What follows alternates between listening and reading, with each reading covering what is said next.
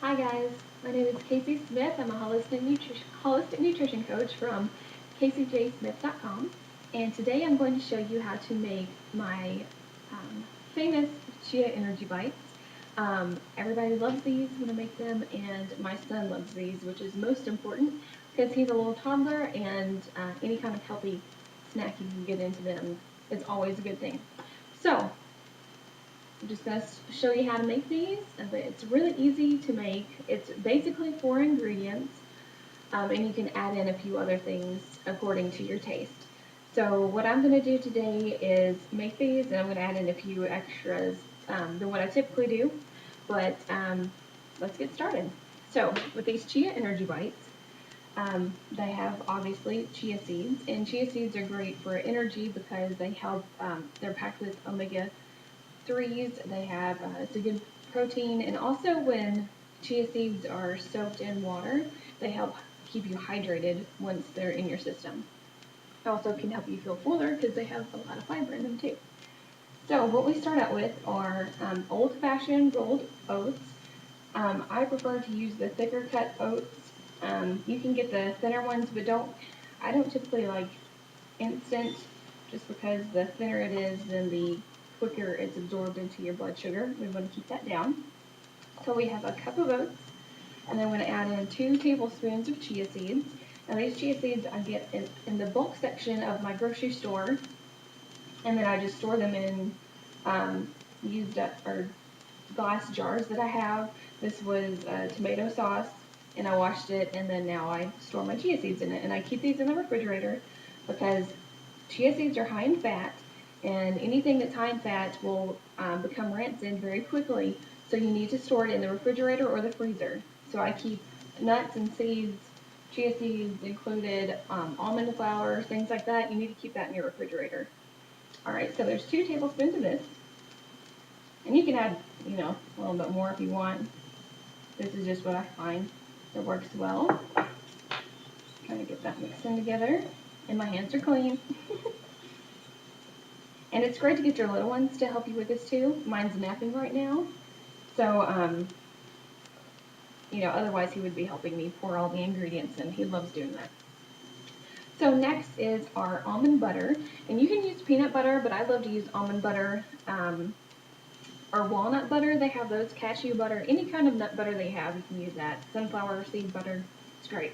I love almond butter. I try not to use too much of it, but when it comes to this recipe, that's what I use. So we use 1/3 of a cup, or no, not 1/3, 1/4 of a cup of almond butter.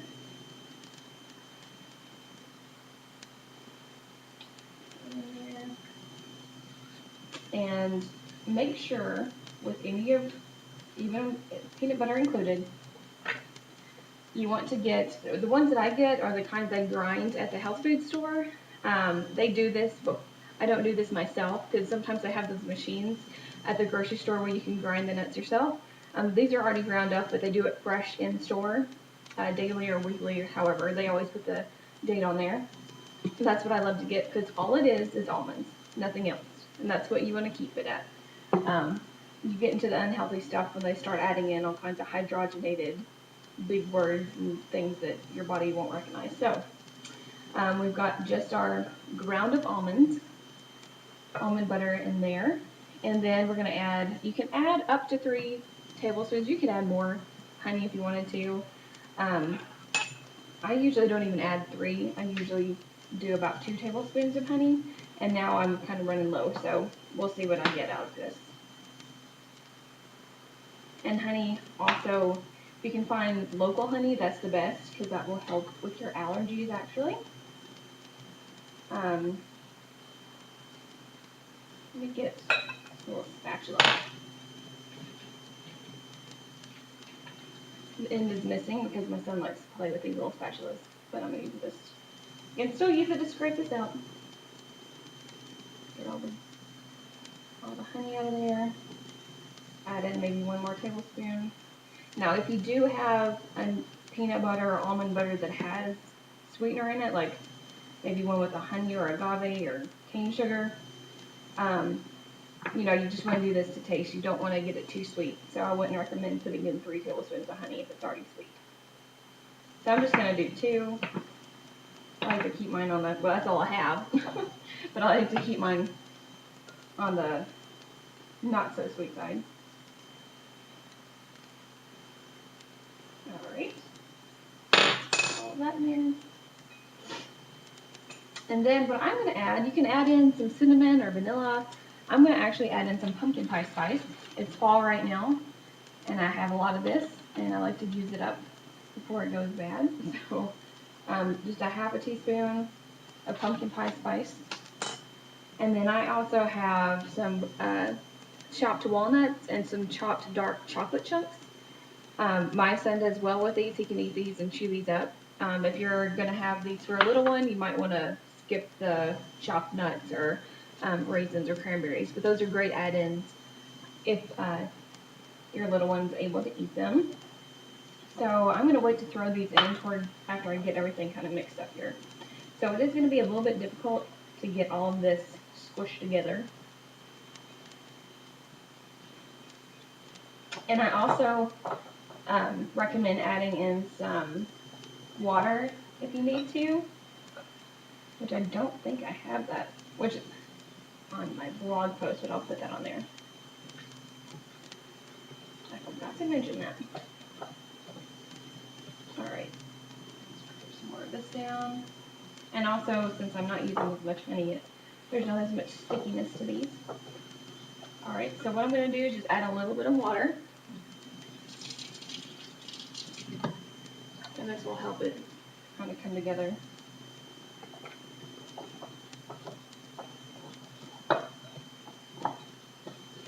Like I said, this is fun for your kids to get involved with. You can roll these into little balls, or you can just lay it flat in a container, which is what I'm going to do. And you want to grease that with maybe some coconut oil or olive oil. That's what I use because I'm out of coconut oil right now. You could use butter if you wanted to, it's fine. As long as it's actual butter. Alright, so these are starting to come together well. I'm adding a little bit more water because I'm about to add in my other dry ingredients.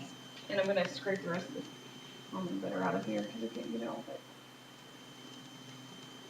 Sorry, that's a little icky.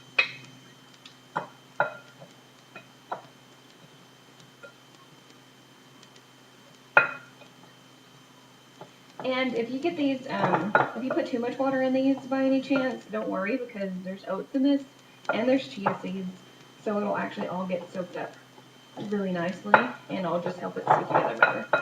So you might just want to, wait overnight if they seem a little bit mushy. Okay, so now I'm going to add in some of my walnuts and chocolate chunks. These are some little dark chocolate chunks. My son loves dark chocolate.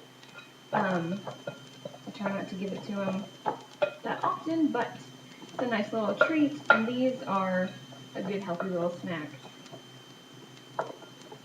So it's not,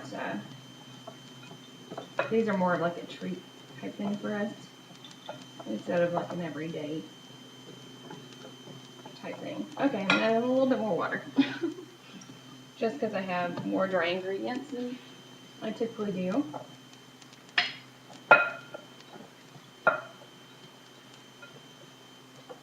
Alright, so I've got all that mixed together. So I've got my pan already greased with a little bit of olive oil. And if you don't have a spray, which I hardly ever have any of that, so I just use, just a dab of olive oil, get a paper towel, and then just kind of smear it around. Alright, so I've got all that together.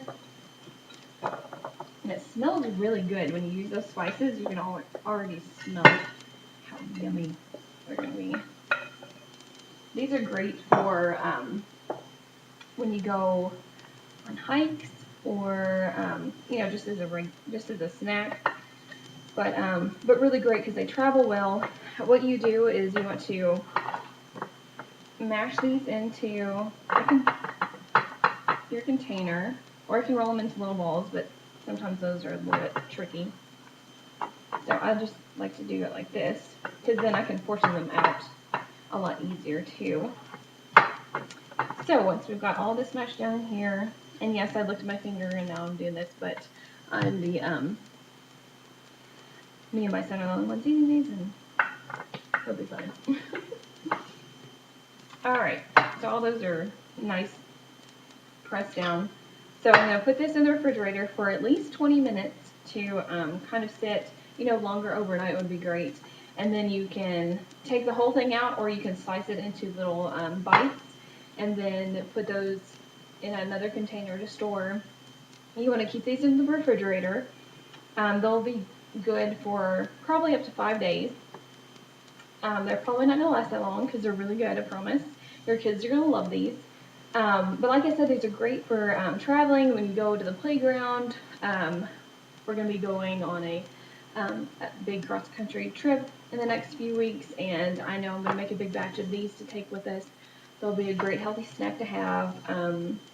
They're good for sustaining energy, something to have between meals, or just like a little treat.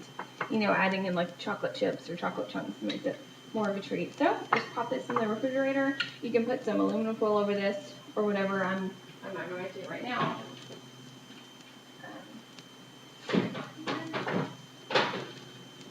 Alright. And there you go. So 20 minutes in the refrigerator at least. Longer is better. And then just pop them out, slice them up, and there you go. Delicious, easy, and healthy. And I promise you, your kids are going to love these. So thank you for watching my video today. And be sure to visit me on my website and blog at kaseyjsmith.com. You'll find a lot more of my simple, healthy recipes, as well as maybe some more fun videos that I'm going to do, and articles and tips on health and wellness. So I hope you enjoyed this. If you did, please click like or subscribe to my channel. I promise I'm going to have a lot more videos coming up. So hope to see you around, and have a great day or night wherever you're at. Thanks. Bye.